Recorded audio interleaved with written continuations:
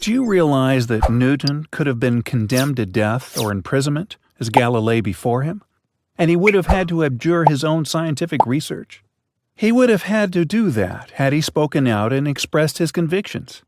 At the time, this was considered a crime liable to capital punishment. Newton believed that the concept of the Trinity is insupportable. He had to face problems because of his belief. When Newton joined Trinity College at the University of Cambridge, he was required to take orders and be ordained as a priest. But he continued to put this off indefinitely.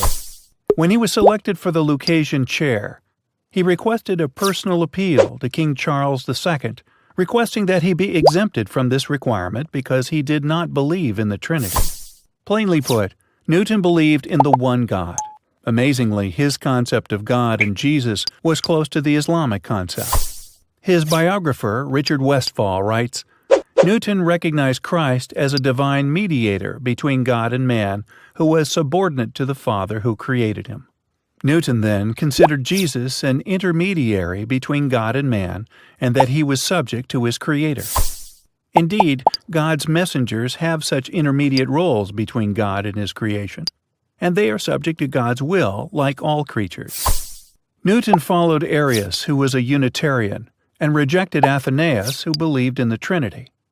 Newton believed in an omnipotent and omniscient God. Newton says in his 12 Articles on Religion, published around 1710, "This most beautiful system of the sun, planets, and comets could only proceed from the counsel and dominion of an intelligent and powerful being. There is one God, the Father, ever-living, omnipresent, omniscient, almighty, the maker of heaven and earth, and one mediator between God and man. That man is Christ Jesus. We are to return thanks to the Father alone for creating us and giving us food and raiment and other blessings." Newton studied the gospel more than he studied any other thing, and he arrived at the conclusion that numerous texts were introduced and inserted into the gospel asserting the divinity of Jesus Christ. These texts were not part of the gospel before. The Islamic belief that is stated by God in the Quran, the only true faith acceptable to God is man's self-surrender to Him, and it's the message of all messengers and prophets, Adam, Noah, Moses, Jesus, and Muhammad. It's one message from God.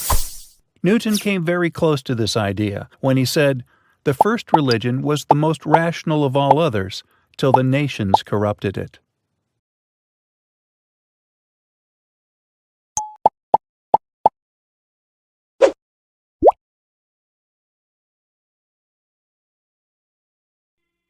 قل هو الله أحد